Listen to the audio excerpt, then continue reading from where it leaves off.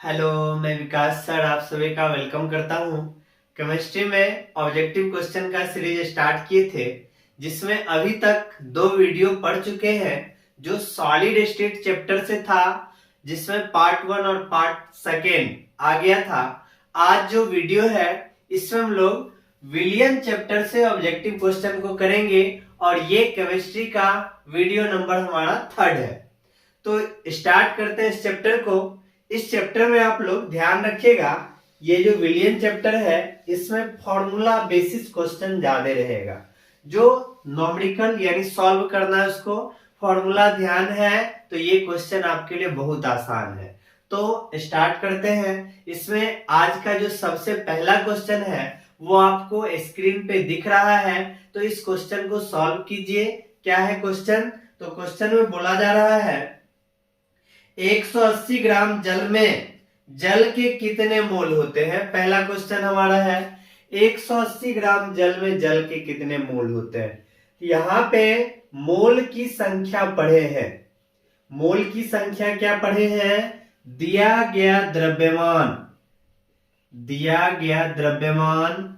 अब बट्टे में क्या आता है? आणविक द्रव्यमान आता है। तो क्वेश्चन में बोला जा रहा है 180 ग्राम जल है, तो क्वेश्चन में कितना द्रव्यमान दिया गया है? 180। 180 ग्राम जल है तो जल का आणविक द्रव्यमान कितना हो जाएगा? यहाँ पे जान रहे एक हाइड्रोजन का 1, तो 2 हाइड्रोजन है तो 2 ग्राम प्लस ऑक्सीजन का 16, तो यहाँ पे 18 आ जाएगा। 18 से कितना बार में? 10 बार में, तो यहाँ पे हमारा 10 मोल आ जाएगा। तो यहाँ पे ध्यान रखिए, मोल की संख्या निकालना है तो दिया गया द्रव्यमान बट्टे में आणविक द्रव्यमान रखना, निकल जाएगा। तो पहला का आ गया 10 मोल। देखते हैं कौन सा ऑप्शन। तो यहाँ पे पहला का सी नंबर नजर आ रहा है, तो पहला का क्या आ गया? सी आ गया। अब हम लोग बढ़ते हैं नेक्स्ट क्वेश्चन की तरफ। नेक्स्ट क्वेश्चन हमारा दूसरा नंबर जो है, इसमें कहा जा रहा है आशुद्ध या शुद्ध जल की मोलरता पूछा जा रहा है। तो यहाँ पे शुद्ध जल की मोलरता निकालना है, तो यहाँ पे सबसे पहला बात, जरूरी बात ये ध्यान रखिए, शुद्ध जल के लिए, शुद्ध जल के लिए जो डेंसिटी होता है, घनत्व जो होता है वो 1 ग्राम प्रति सेंटीमीटर क्यूब। और घनत्व का क्या फॉर्मूला पढ़े हैं? घनत्व जो होता है वो हमारा द्रव्यमान बट्टे में आयतन, ये फॉर्मूला जान रहे, द्रव्यमान बट्टे में आयतन। तो यहाँ पे इससे द्रव्यमान कितना दिख रहा है, मास कितना दिख रहा है? 1 ग्राम। और फिर यहाँ पे आयतन कितना दिख रहा है? 1 centimetre cube, 1 centimetre cube. Question में मोलरता पूछा जा रहा है, मोलरता। तो मोलरता क्या क्या फॉर्मूला पढ़े हैं? विलय के मोल की संख्या, विलय के मोल की संख्या। अब बट्टा में क्या होता है? विलियन का आयतन। मोलरता का यही फॉर्मूला है, विलियन का आयतन। और आयतन किस में होना चाहिए? आयतन हमारा लीटर में होना चाहिए, लीटर में होना चाहिए। तो यहाँ पे देखिए मोल की संख्या, तो मोल की संख्या अभी जस्ट हम लोग फॉर्मूला पढ़े हैं, दिया गया द्रव्यमान बट्टे में आणविक द्रव्यमान। तो द्रव्यमान कितना है? 1 ग्राम। तो दिया गया द्रव्यमान बट्टा में आणविक द्रव्यमान, जल है तो जल के लिए आणविक द्रव्यमान अभी जस्ट पढ़े हैं 18 ग्राम होता है। तो यहाँ पे दिया गया द्रव्यमान बट्टा आणविक द्रव्यमान, ये हमारा मोल हो गया। इसके बाद आयतन किस में है? सेंटीमीटर क्यूब में है। लीटर में बदलेंगे तो 1000 से भाग लगा देंगे। अब ये चीज यहाँ पे रखिए, मोल की संख्या 1/18 और हमारा आयतन जो है 1/1000 हो गया। तो यहाँ पे देखिए 1/18 और 1000 हमारा कहाँ चला जाएगा? ऊपर। 1000 में 18 से भाग लगा देते हैं तो 55.55 करके आते रहता है। तो यहाँ पे शुद्ध जल का मोलरता कितना आ गया? 55.55। देखते हैं कौन सा ऑप्शन। तो दूसरा जो है 55.56 m। तो यहाँ पे 5 5 आते जा रहा है, इसलिए इसको 55.56 5 6 ले लिया गया, तो ऑप्शन कौन सा आ जाएगा? B number. तो हमारा जो दूसरा क्वेश्चन है इसका आंसर क्या हो गया? B number. नेक्स्ट क्वेश्चन पे हम लोग चल रहे हैं। नेक्स्ट हमारा थर्ड नंबर में देखिए तो क्या बोला जा रहा है? इसमें बोला जा रहा है 8 ग्राम NaOH 450 मिलीलीटर विलियन में घुला है। क्या है? 8 ग्राम NaOH है। थर्ड नंबर क्वेश्चन, NaOH कितना ग्राम है? 8 ग्राम है। 450 मिलीलीटर विलियन में, यानी आयतन हमारा कितना हो गया? 450 मिलीलीटर। क्वेश्चन में पूछा क्या जा रहा है? पूछा जा रहा है विलियन का मोलरता। देखिए बहुत आसान है, मोलरता पूछा जा रहा है। तो मोलरता अभी जस्ट पढ़े मोल की संख्या, तो यहाँ मोल की संख्या क्या आ जाएगा? दिया गया द्रव्यमान बट्टा आणविक द्रव्यमान। इसका आणविक द्रव्यमान निकालेंगे तो सोडियम का 23 होता है, ऑक्सीजन का 16, हाइड्रोजन का 1, सबका जोड़ देंगे तो यहाँ पे 40 ग्राम हो गया। तो 8/40 मोल हो गया। मोल ध्यान रखना है, जितना द्रव्यमान दिया रहेगा वो द्रव्यमान, अब बट्टा में आणविक द्रव्यमान कर देते हैं तो वही हमारा मोल होता है। और यहाँ पे इसको जो है किसमें बदलना है? लीटर में बदलना है, तो 1000 से भाग लगा देंगे। मोलरता का फॉर्मूला भी जस्ट लिखे थे, विलय के मोल की संख्या बट्टा में विलियन का आयतन लीटर में होना चाहिए। अब देखिए यहाँ पे गुना भाग करेंगे तो अपने आप आ जाएगा। 1000 ऊपर चला गया, बट्टा में 450, 8 से 5 बार में ये 0 कट गया, 5 से ये हमारा 20 बार में, फिर 5 नमा 45, अब 5 चौका 20, 4/9 हो गया। जब इसमें भाग लगाएंगे तो 0.444 इस तरह से आते रहता है, तो यही हमारा मोलरता हो गया। तीसरा का गया 0.444। देखिए कौन सा ऑप्शन? तीसरा का ए नंबर। तो तीसरा का आंसर क्या हो गया? ए नंबर।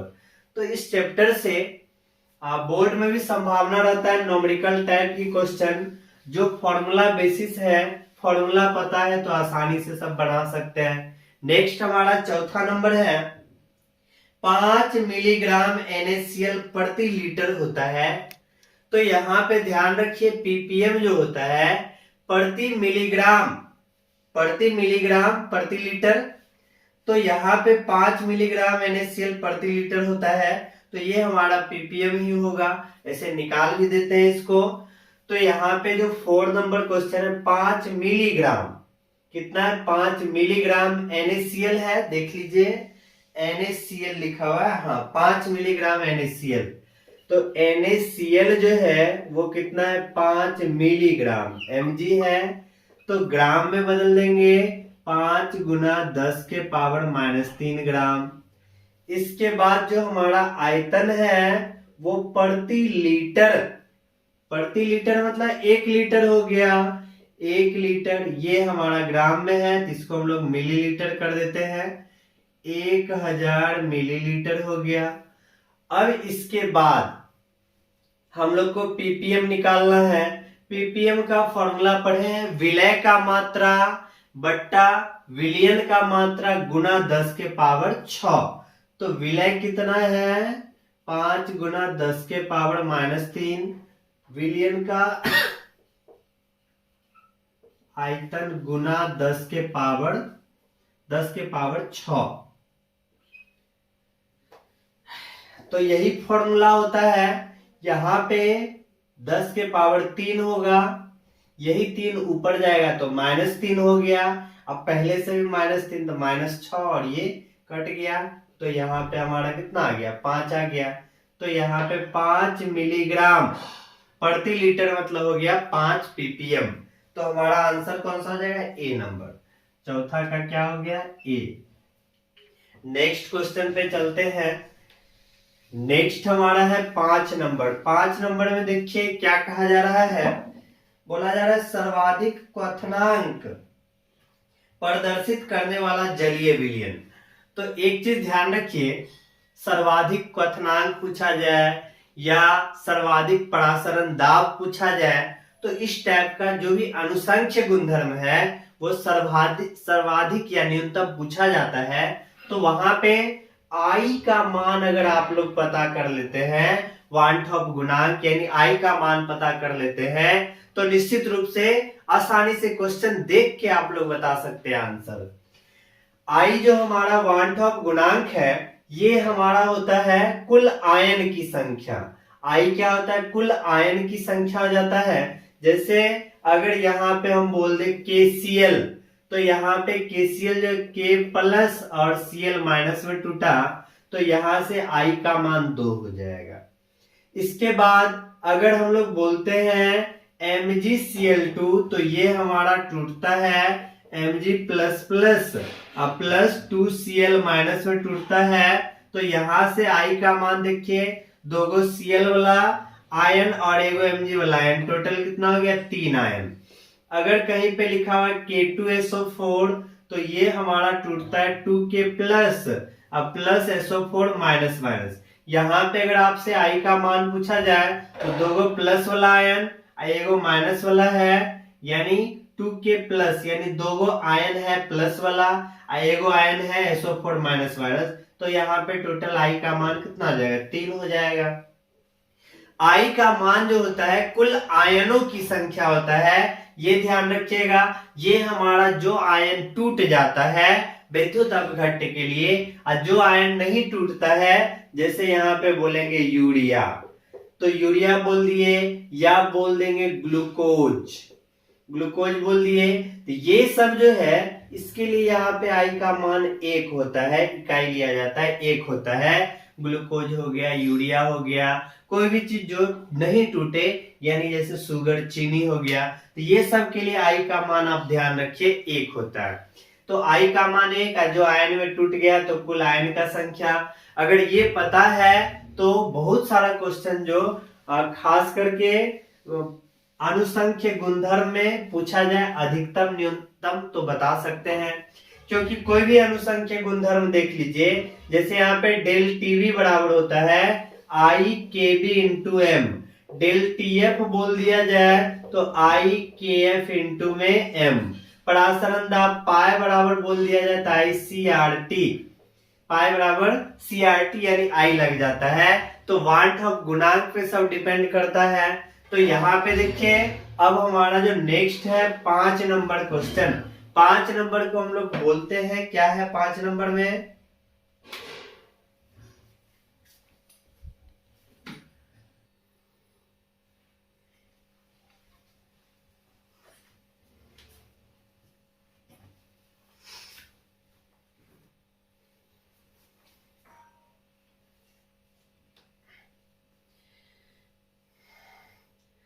सर्वाधिक क्वथनांक प्रदर्शित करने वाला जलीय विलयन है। तो यहाँ पे सबसे अधिक क्वथनांक दर्शाने वाला जलीय विलयन कौन सा हो जाएगा? तो यहाँ पे देखिए, सबसे पहला ए नंबर में ग्लूकोज, तो ग्लूकोज है, तो ए नंबर में हम लोग ग्लूकोज का पढ़े हुए हैं कि वानठॉप गुणांक यानी आई का मान 1 हो जाएगा। तो यहाँ पे इसका जो मोलरता है सेम वही रह जाएगा, क्योंकि 1 से गुना करेंगे तो सेम वही हो जाएगा। फिर इसके बाद बी नंबर देखिए, बी नंबर में दिया हुआ है KMnO3 है, KMnO3 है, तो यहाँ पे किस में टूट जाएगा? K प्लस और NO3 माइनस, तो यहाँ पे I का मान कितना हो जाएगा? 2 हो जाएगा। तो इसका मोलरता कितना हो जाएगा? 0.01 है, 2 से गुना कर देंगे तो 0.02 m हो जाएगा। फिर देखो तो सी नंबर में क्या है? सी में दर्शाया जाए यूरिया, तो यूरिया का भी पता है 1 होगा, तो 1 से गुना कर देंगे तो सेम वही चीज रह जाएगा 0.015 m। डी नंबर में क्या है? डी नंबर में लिखा है Na2SO4, तो Na2SO4 जो है वो हमारा टूटेगा 2Na प्लस और SO4 माइनस माइनस, तो यहाँ पे आई का मान 2 गो, आई 1 गो, यहाँ पे 3 हो गया, तो 3 से गुना कर दो, 0.01 है, तो 3 से गुना कर देंगे 0.03 m। तो यहाँ पे देखिए सबसे ज्यादा किसका है? तो डी नंबर का है। तो तो यही हमारा आंसर हो जाएगा। पांचवा का क्या हो जाएगा, डी नंबर हो गया, पांचवा का डी हो गया। तो आई का मान ध्यान रखिएगा, तो बहुत सारा क्वेश्चन जो है इससे सॉल्व होगा। आगे जो है इस तरह से भी बहुत सारा क्वेश्चन आएगा, तो उसको करते हैं सॉल्व। फिर हमारा नेक्स्ट है छठा नंबर। छठा नंबर में बोला जा रहा है 1000 ग्राम विलायक में 18 ग्राम ग्लूकोज विलय है, तो विलयन कहा जाता है।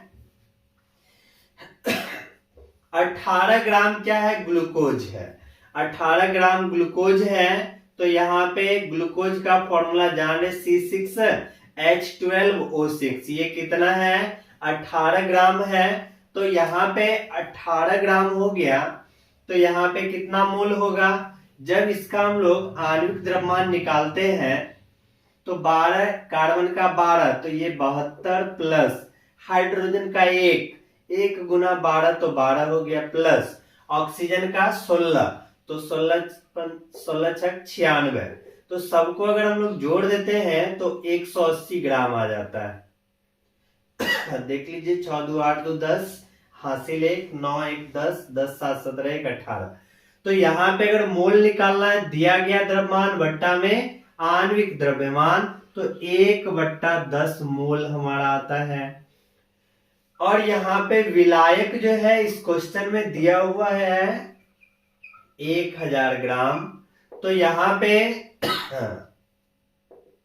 जो हमारा विलयन होगा वो विलयन विलय के मोल की संख्या बट्टा में विलायक जो है 1000 ग्राम है, इसको केजी में कर देंगे तो 1 केजी हो जाएगा। यहाँ पे देखिए तो 1/10 0.1 मोलर हो गया। कौन सा ऑप्शन है देख लेते हैं। तो बी नंबर, छठा का क्या हो गया, बी नंबर आ गया। नेक्स्ट चलते हैं 7 नंबर पे। इसमें बोला जा रहा है 90 ग्राम जल में 1.8 ग्राम ग्लूकोज घोला गया है, तो मोल प्रभाज बताना है। 90 ग्राम जल है, H2O कितना है, 90 ग्राम है, और ग्लूकोज कितना है, C6H12O6 कितना है, 18 ग्राम कितना है, देखिए तो 1.8 ग्राम, 1.8 ग्राम है।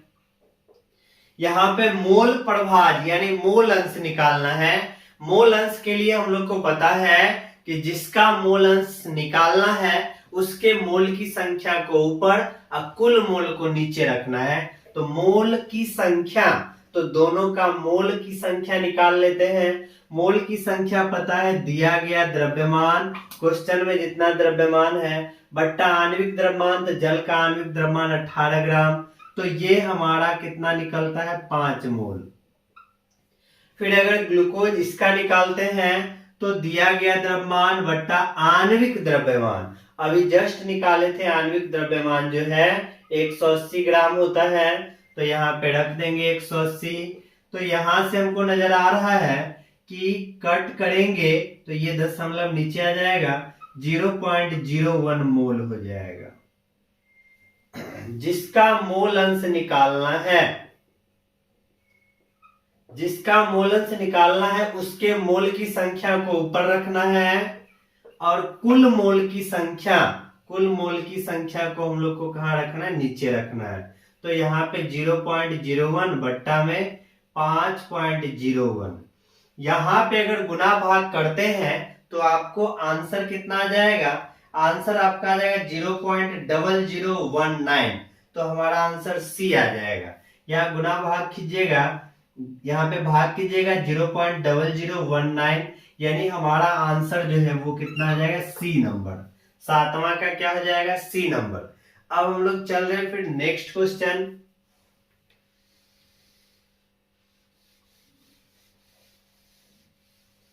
नेक्स्ट हमारा 8 नंबर है। 8 में बोला जा रहा है दो द्रव P तथा Q के वाष्प दाब क्रमशः 8 mm मिलीमीटर P का वाष्प दाब, P का वाष्प दाब जो है, P का वाष्प दाब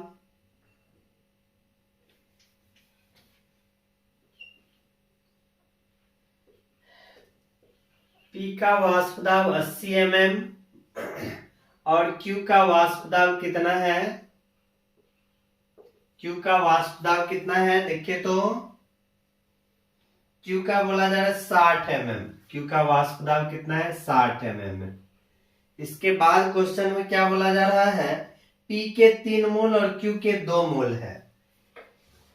P जो है इसका 3 मोल हो गया और Q जो है वो हमारा 2 मोल हो गया। यहां पे क्वेश्चन में पूछा क्या जा रहा है, क्वेश्चन में पूछा जा रहा है विलयन का कुल वाष्प दाब। तो विलयन के वाष्प दाब का फॉर्मूला पढ़े हैं।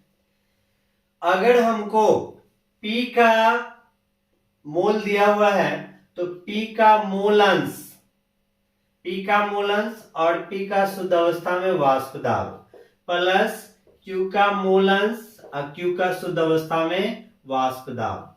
यहाँ पे फॉर्मूला बता देते हैं आप लोग को। ये फॉर्मूला आप लोग को क्लास में बताया गया होगा, X A P naught A plus X B P naught B. ये फॉर्मूला वाष्प दाब के लिए बताए थे, विलयन के वाष्प दाब के लिए। अगर हमारा अवयव कांटेंट जो है P और Q है तो यहाँ पे P और Q के रूप में लिख दिए हैं। अगर हमारा A और B लिए थे तो वहां पे A और B के रूप में लिखे थे। ये हमारा होता है मोल अंश। मोल अंश जो होता है, मोल अंश अभी जस्ट पढ़े हैं, जिसका मोल अंश निकालना है उसके मोल की संख्या को ऊपर और कुल मोल को नीचे।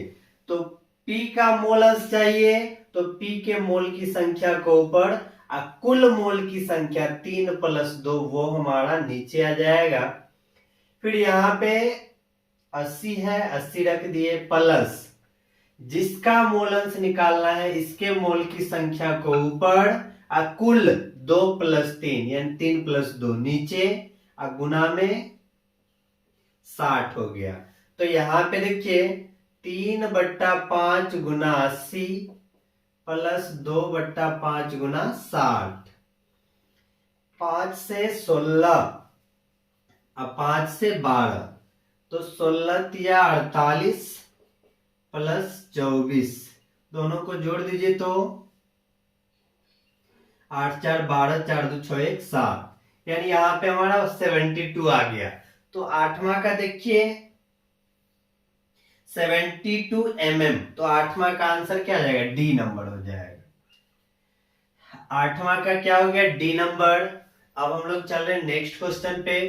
ये सब क्वेश्चन जो है ध्यान रखिए, इसमें थोड़ा सा रिवीजन जब हम लोग करते हैं तो थोड़ा सा फास्ट में करना पड़ता है। अगर किसी क्वेश्चन में दिक्कत अगर आपको लगता होगा तो निश्चित कमेंट बॉक्स में कमेंट करें।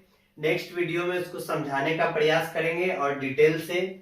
यहाँ पे फास्ट में रिवीजन करना रहता है हम लोग को। तो 9 नंबर क्वेश्चन पे चलते हैं। निम्नलिखित में कौन सा अनुसंख्य गुणधर्म है। अनुसंख्य गुणधर्म पढ़े थे 4 गो। वाष्प दाब के सापेक्ष अवनमन, इसके बाद अगला पढ़े थे क्वथनांक में उन्नयन, हिमांक में अवनमन, परासरण दाब। अब देखिए यहाँ पे पूछा जा रहा है कौन अनुसंख्य गुणधर्म है। देखिए आप परासरण दाब आ गया सी नंबर का क्या हो गया सी। नेक्स्ट हमारा 10 नंबर है। 10 में बोला जा रहा है कौन सा विलयन, निम्नलिखित में से विलयन का कौन सा गुण अणुओं की संख्या पर निर्भर नहीं करता है। तो अनुसंख्य गुणधर्म पढ़े थे कि अणुओं की संख्या यानी कणों की संख्या पे निर्भर करने वाला गुणधर्म होता है अनुसंख्य गुणधर्म। तो यहाँ पे वाष्प दाब अवनमन अनुसंख्य गुणधर्म है तो कणों की संख्या पे निर्भर करेगा। हिमांक अवनमन अनुसंख्य गुणधर्म है तो ये भी हमारा अणुओं की संख्या पे निर्भर करेगा।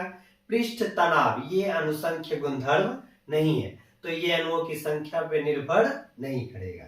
तो कौन सा आंसर सी नंबर 10 का क्या आ गया सी।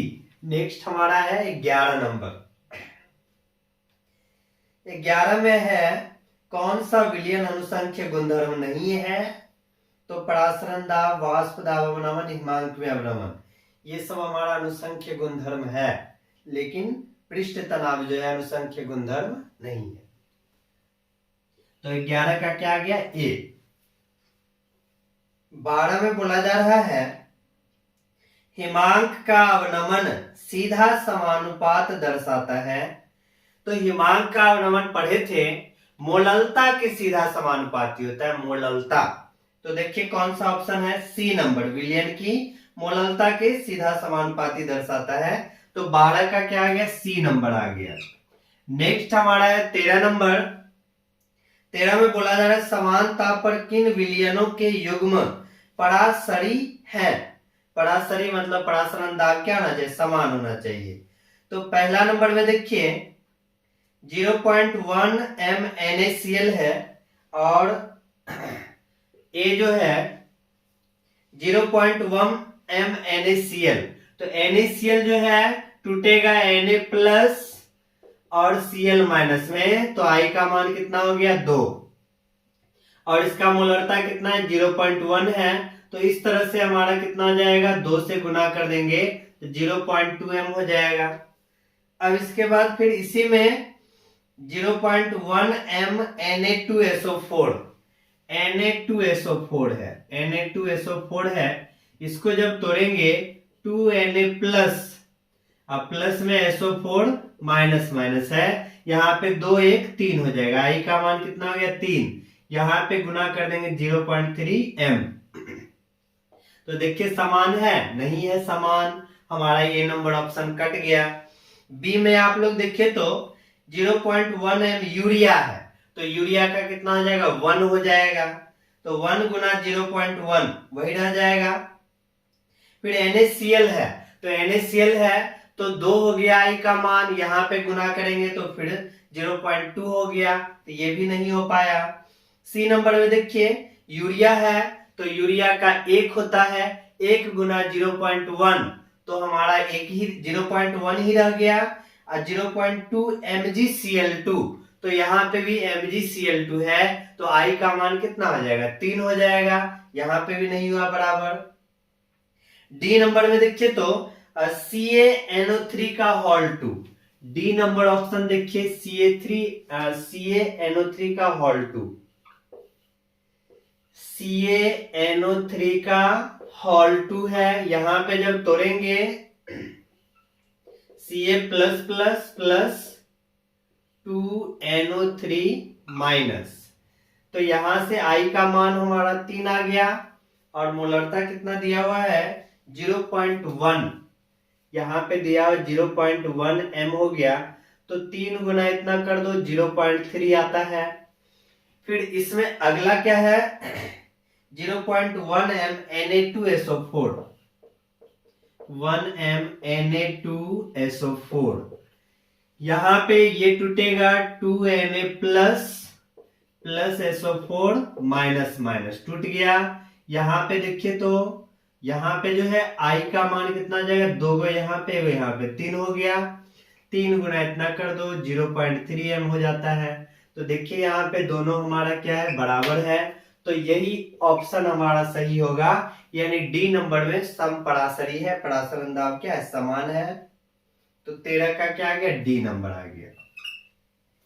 नेक्स्ट पे हम लोग चल रहे हैं, इस चैप्टर में देख रहे हैं अधिकांश न्यूमेरिकल क्वेश्चन ही है, फॉर्मूला बेसिस है, आसानी से समझ में आएगा। फिर हमारा नेक्स्ट है कितना नंबर? 14 नंबर। 14 में बोला जा रहा है सर्वाधिक परासरण दाब वाला यौगिक है। फिर से खोजिए, I का मान जिसका सबसे ज्यादा होगा उसी का परासरण दाब सबसे ज्यादा होगा। I का मान खोजते हैं, ए नंबर में कितना हो जाएगा? 2 हो जाएगा, Na प्लस Cl माइनस 2 हो गया। बी में कितना हो जाएगा? 3 हो जाएगा, Ba plus plus 2Cl minus 3 हो गया। सी नंबर में देखिए NH4 का हॉल 3, NH4 का हॉल 3 और PO4 है यहाँ पे, ये है। तो यहां पे जब इसका निकालेंगे तो 3NH4 प्लस PO4, तो यहां से आई का मान कितना आ जाएगा, 3 1 4 हो जाएगा। और फिर हमारा जो डी नंबर है, डी में देखिए Na2SO4 है, तो 2Na प्लस SO4 माइनस, यानी इसका लिए 3 होगा। तो सबसे ज्यादा इसी का आ रहा है, तो हमारा कौन सा आंसर आ जाएगा, सी नंबर आंसर आ जाएगा। 14 का क्या हो गया, सी। तो यहाँ पे सी नंबर आंसर हो गया। जिसका आई ज्यादा होगा उसी का परासरण दाब क्या हो जाएगा, ज्यादा हो जाएगा। नेक्स्ट हमारा 15 नंबर है, किसका वाष्प दाब न्यूनतम। अब वाष्प दाब पूछा जा रहा है, तो वाष्प दाब जो होता है परासरण दाब का उल्टा होता है। वाष्प दाब परासरण दाब का क्या होता है, उल्टा होता है। यहाँ पे हमको वाष्प दाब पूछा जा रहा है न्यूनतम, तो वाष्प दाब न्यूनतम जिसका होगा उसके लिए परासरण दाब सबसे अधिक होगा। परासरण दाब और वाष्प दाब क्या होता है, उल्टा होता है। तो इस ऑप्शन में हम लोग खोजेंगे किसका परासरण दाब सबसे ज्यादा है, तो उसका वाष्प दाब क्या होगा, सबसे कम हो जाएगा। तो option number A barium chloride BaCl2, option number A जो है बेरियम क्लोराइड BaCl2, इसको तोड़ेंगे तो Ba प्लस 2Cl माइनस, यहाँ पे आई का मान कितना आ जाएगा, 3 आ जाएगा। बी नंबर में फिनॉल, तो फिनॉल के लिए 1 हो जाएगा। फिर हमारा सुक्रोज, सुक्रोज के लिए भी 1 हो जाएगा। सोडियम क्लोराइड NaCl के लिए 2 हो जाएगा। तो सबसे ज्यादा इसका है, तो इसका मतलब वाष्प दाब सबसे कम इसी का होगा। तो यहाँ पे 15 का क्या आ जाएगा, ए नंबर आ जाएगा। नेक्स्ट हम लोग चल रहे 16 नंबर पे। 16 नंबर क्वेश्चन में है, 16 नंबर क्वेश्चन में निम्न में किसके जलीय विलयन का क्वथनांक सर्वाधिक होगा। अब यहाँ पे देखिए सबसे अधिक क्वथनांक किसका है, तो पहला हमारा ऑप्शन है ग्लूकोज, तो ग्लूकोज का कितना, 1 हो जाएगा, ये तो होगा नहीं। NaCl का 2 हो गया। CaCl2, तो CaCl2 जो है ये किस में टूटेगा, Ca++ 2Cl माइनस, तो यहां से हमारा आई का मान कितना आ गया, 3 आ गया। देख लेते 3 से भी ज्यादा है कोई कि नहीं। सुक्रोज फिर से इसका कितना आ जाएगा, 1 हो जाएगा। तो सबसे ज्यादा हमारा सी नंबर का हो गया, आई का मान 3 आ गया, सबसे ज्यादा सी नंबर का है, तो 16 का क्या आंसर आ जाएगा, सी नंबर हो जाएगा। नेक्स्ट हम लोग चल रहे हैं 17 नंबर पे। 17 नंबर में बोला जा रहा है किस सूत्र द्वारा मोलल उन्नयन स्थिरांक Kb की गणना की जाती है। तो मोलल उन्नयन स्थिरांक फॉर्मूला बताए थे, डेल टीबी बराबर Kb इंटू में A गुना 1000 और बट्टा में B गुना M, ये फॉर्मूला पढ़े थे। तो यहां अगर AB के रूप में रहेगा तो इस तरह से Kb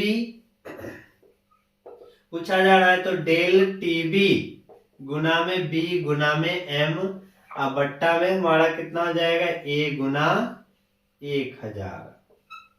इस तरह से देखते हैं किस रूप में आंसर है। तो यहां पे M डेल टीबी और यहाँ पे W लिया है, जिसका रहेगा उसके अनुसार, और 1000 बट्टा में W है, तो हमारा आंसर कौन सा आ जाएगा, ए नंबर हो जाएगा। यहाँ पे आंसर जो है ए नंबर ऑप्शन में। तो यहाँ जो है बताए हैं ये हमारा विलय होता है, विलय का यहाँ पे आणविक द्रव्यमान हो जाएगा, ये हमारा विलायक हो जाता है। तो ऑप्शन में यहाँ पे दिया हुआ है, तो W के रूप में लिया गया आणविक द्रव्यमान को, तो बड़ा वाला W रख दिया है। फिर यहाँ पे विलय जो है उसके लिए भी रख दिया है। तो हमारा आंसर जो है ए नंबर, M गुना डेल टीबी गुना में बड़ा वाला W है, बट्टा में 1000 गुना W है, तो हमारा आंसर क्या हो जाएगा, ए नंबर हो जाएगा। 17 का ए हो जाएगा। आप लोग को ये फॉर्मूला बताया गया था, ए हमारा विलय हो गया, विलय का द्रव्यमान, बी जो हो जाता है वो हमारा विलायक के लिए आता है। तो 17 हो गया। अब हम लोग चल रहे हैं नेक्स्ट 18 नंबर पे। 18 नंबर में देखिए क्या कहा जा रहा है, निम्नलिखित विलयन में सर्वाधिक परासरण दाब, फिर से परासरण दाब पूछा जा रहा है, तो किसका सबसे ज्यादा होगा। ए नंबर में केसीएल है तो आई का मान 2 हो गया।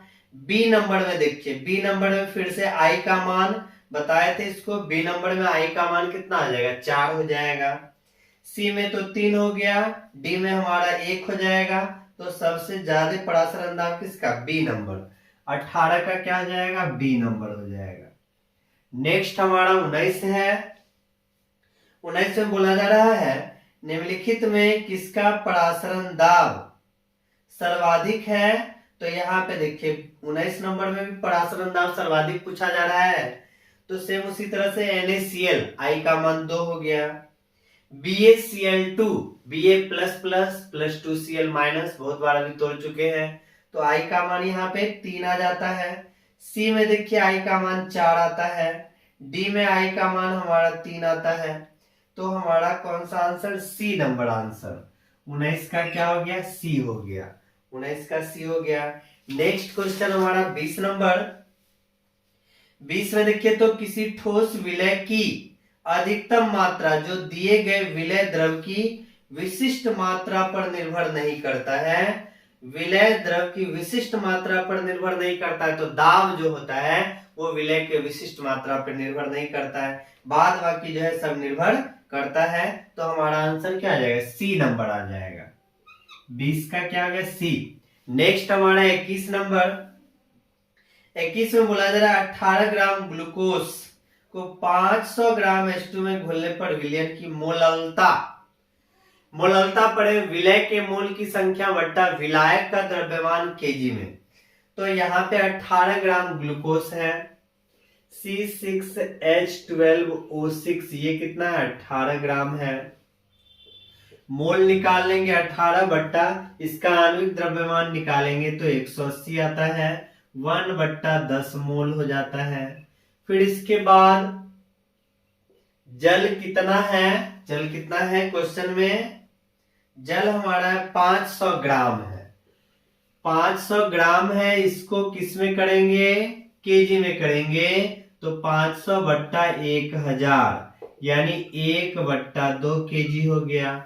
मोललता निकालना है, मोललता के लिए पता है विलय के मोल की संख्या 1/10, विलायक का द्रव्यमान जो है केजी में होना चाहिए, 1/2 हो गया।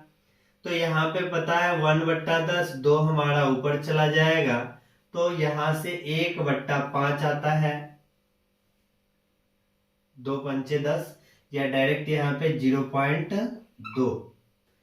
देखते हैं कौन सा ऑप्शन 21 का। 21 का बी नंबर आ गया, 21 का जो है बी नंबर 0.2, 21 का बी। अब हम लोग चल रहे 22 नंबर क्वेश्चन पे। 22 नंबर क्वेश्चन देखिए तो क्या बोला जा रहा है, 22 नंबर फॉर्मूला बेसिस सब क्वेश्चन है, फॉर्मूला याद तो सब बनेगा। 22 नंबर देखिए क्या है, 22 में बोला जा रहा है एक मोलल विलयन में विलय का मोल प्रभाज होगा। एक मोलल विलयन में विलय का मोल प्रभाज यहाँ पे पूछा जा रहा है। तो एक मोलल विलयन है, तो यहाँ पे मोललता जो हो जाएगा वो हमारा 1 होता है। मोललता और मोल प्रभाज में हम लोग जो है पढ़ चुके हैं फॉर्मूला। मोललता और मोल प्रभाज में जो रिलेशन होता है उसका फॉर्मूला m/1 + 55.5। यहाँ पे m 1 है और यहाँ पे इस तरह का फॉर्मूला होता है। यहाँ पे भी एक 55.55 करके आता है, 1/55 एक कर देंगे तो कितना आ जाएगा, 56.55। जब यहाँ पे आप लोग गुना भाग कीजिएगा तो हमारा आंसर कितना आ जाएगा, 22 नंबर है, आंसर जो आ जाएगा 0.018। यहाँ पे 0.018 आ जाएगा, यानी कौन सा ऑप्शन हो गया, हमारा ऑप्शन जो है ना बी नंबर हो गया, बी नंबर। इस तरह से इसका गुना भाग कर लेंगे तो इतना आ जाएगा। 22 नंबर हो गया। अब हमारा जो 23 नंबर क्वेश्चन देखिए तो 23 में बोला जा रहा है निम्न के 0.1 m जलीय मोलल विलयन में न्यूनतम हिमांक, मोलल विलयन यहाँ पे दिया जा रहा है, न्यूनतम हिमांक पूछा जा रहा है। हिमांक तो हिमांक पढ़े हैं डेल टीएफ बराबर केएफ इंटू में एम, ये पढ़े हैं। तो डेल टीएफ के जगह T initial minus T final KF into में एम। यहां से अगर टी एफ बोला जाए, टी फाइनल बोला जाए तो टी आई माइनस के एफ इंटू एम। अगर हम लोग यहाँ पे वांछित गुणांक आई रखते हैं तो यहाँ पे आई आ जाएगा डेल टी एफ बराबर आई के एफ इंटू में एम, आई हो जाएगा, आई हो जाएगा। तो यहाँ पे ये चीज ध्यान रखना है, जिसके लिए आई का मान जो है ना अधिक होगा तो टीएफ का मान जो हो जाएगा वो कम हो जाएगा, क्योंकि ये जितना बढ़ते जाएगा घटाने का इसका मान उतना कमते जाएगा। तो यहाँ ध्यान रखिए, जिसके लिए आई का मान ज्यादा होगा उसके लिए यही इसका मान जो होता है वो कम जाएगा। ये बात यहाँ पे ध्यान रखना है। तो खोजते हैं किसके लिए आई का मान सबसे ज्यादा है। आई का मान किसके लिए सबसे ज्यादा है, खोजते हैं पोटेशियम सल्फेट, पोटेशियम सल्फेट यानी K2SO4। आई का मान कितना आ जाएगा, 3 आ जाएगा। ये हमारा ए नंबर ऑप्शन है। बी में देखिए क्या है, बी में सोडियम क्लोराइड यानी NaCl है, NaCl है तो आई का मान हमारा 2 आएगा। सी नंबर में देखिए, सी नंबर में क्या है, यूरिया है, ग्लूकोज है। यूरिया ग्लूकोज के लिए तो पता है 1 होता है, यूरिया के लिए भी 1, ग्लूकोज के लिए भी 1। तो सबसे ज्यादा आई का मान किसका है, तो ए नंबर का है। सबसे ज्यादा आई का मान है, इसका मतलब टीएफ जो है सबसे कम इसी का हो जाएगा। तो देखते हैं न्यूनतम ही पूछा जा रहा है। न्यूनतम हिमांक जो है पोटेशियम सल्फेट यानी ए नंबर हो जाएगा। तो इसका क्या हो गया, ए नंबर। तो इसका हमारा क्या गया, ए नंबर। अब जो है नेक्स्ट हम लोग चल रहे हैं 24 नंबर क्वेश्चन पे। 24 नंबर देखिए, 24 में बोला जा रहा है 2MH2SO4 की नॉर्मलता, 2MH2SO4 की नॉर्मलता पूछा जा रहा है। तो यहाँ पे नॉर्मलता पढ़े हैं एन फैक्टर गुना में मोलरता। तो यहाँ पे एन फैक्टर जो होता है रिप्लेसेबल H प्लस का संख्या या OH माइनस का संख्या होता है। तो यहाँ पे रिप्लेसेबल H प्लस जो हो जाएगा, देखो यहाँ पे अगर इसको तोड़ेंगे तो 2H plus plus SO4 minus minus, तो यहाँ पे 2 आ जाता है। एन फैक्टर का मान 2 हो गया, हमारा मोलरता 2 है। तो इस तरह से नॉर्मलता कितना आ जाएगा, 4 आ जाएगा। 24 नंबर का ए नंबर, 24 का आंसर क्या आ जाएगा, ए। नेक्स्ट क्वेश्चन हम लोग 25 नंबर पे चल रहे हैं। 25 नंबर, 25 में देखिए तो 25 में बोला जा रहा है विलयन के अनुसंख्य गुणधर्म निर्भर करते हैं। तो विलयन के अनुसंख्य गुणधर्म, अनुसंख्य गुणधर्म पढ़े थे। अनुसंख्य गुणधर्म क्या पढ़े थे, तो अनुसंख्य गुणधर्म जो होता है विलय कणों की संख्या पे निर्भर करता है, उसके प्रकृति पर नहीं करता है। अनुसंख्य नाम से पता चल रहा है कणों की संख्या पे निर्भर करने वाला गुण, तो विलय कणों की संख्या पे निर्भर करता है। तो 25 का क्या आ जाएगा, सी नंबर आ जाएगा। विलय कणों की संख्या पे निर्भर करने वाला गुण है। अब हमारा नेक्स्ट जो है 26 नंबर। 26 में बोला जा रहा है वाष्प दाब के लिए अवनमन अधिकतम होता है। वाष्प दाब का अवनमन अधिकतम पूछा जा रहा है। तो जिसके लिए आई का मान ज्यादा उसके लिए अवनमन का मान सबसे ज्यादा।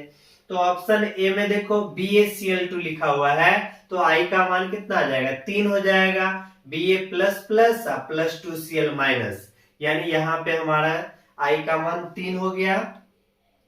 बी नंबर में ग्लूकोज लिखा हुआ था, I का मान 1 हो गया। सी नंबर में MgSO4 है, तो Mg++ +SO4 माइनस माइनस, तो यहाँ पे I का मान 2 हो गया, यूरिया के लिए 1, तो सबसे ज्यादा ए नंबर BaCl2 के लिए है, तो ए हमारा आंसर हो जाएगा 26 का।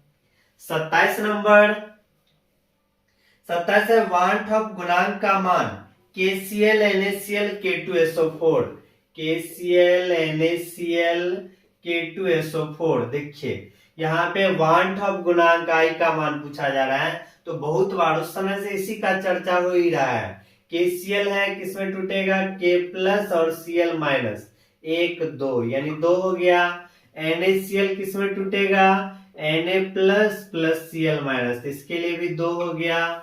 K2SO4 किसमें टूटेगा, 2K+ SO4 माइनस माइनस, तो यहाँ पे 2 गो आएगा, यहाँ पे 3 हो गया, 2 2 3।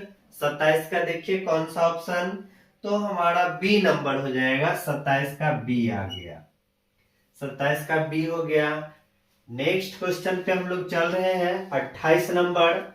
28 में देखिए तो 28 में है राउल्ट का नियम संबंधित है, तो राउल्ट जो है वाष्प दाब के लिए जो है अपना नियम दिया था, वाष्प दाब के लिए दिया था, तो राउल्ट का नियम किससे संबंधित है, वाष्प दाब से संबंधित है, तो वाष्प दाब हो जाएगा। वाष्प दाब के लिए, वाष्प दाब का जो नियम था विलियन के लिए वाष्प दाब का, तो वहां पे राउल्ट का नियम दिया गया था, तो हमारा 28 का क्या आ जाएगा, सी नंबर हो जाएगा, वाष्प दाब से संबंधित है राउल्ट का नियम।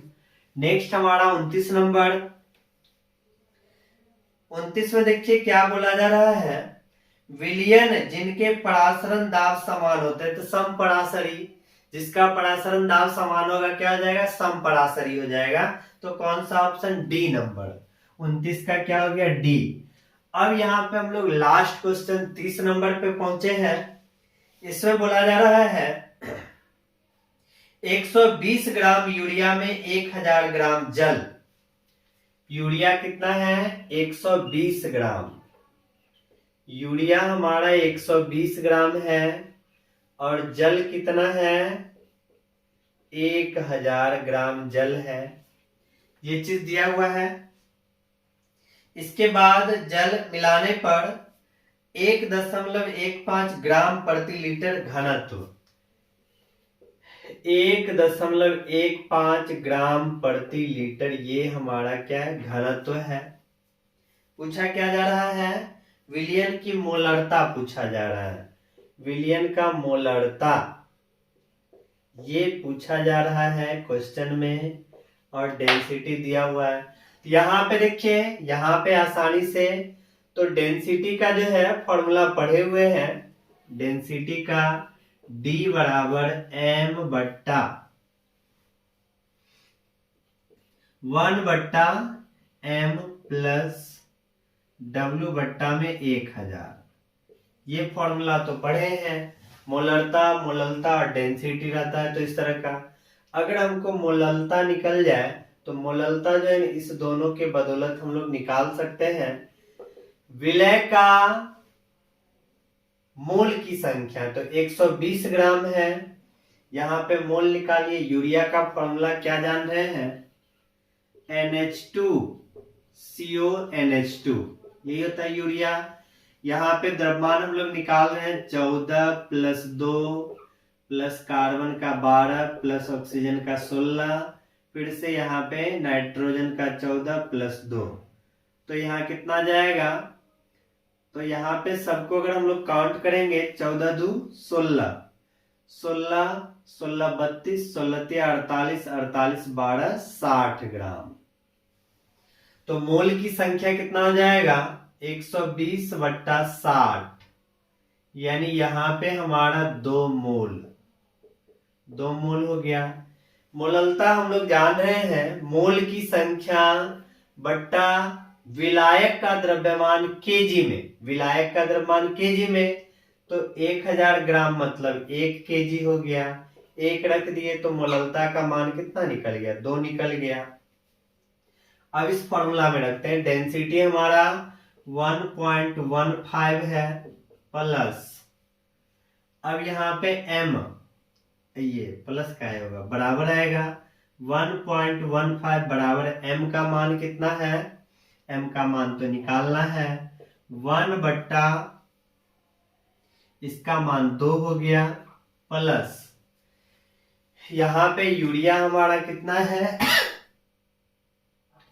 60 रख दिए, बट्टा में कितना आ जाएगा 1000 आ जाएगा, यहाँ एक जीरो तो कट गया, 1.15 बराबर m आता है, ये हमारा 0.5 आ जाएगा, प्लस जब इसमें भाग लगाएंगे तो 0.06 आ जाएगा, यहाँ पे m पूछा जाए तो 1.15, इस दोनों को जोड़ देते हैं तो 0.56 आता है, 0.56 आता है।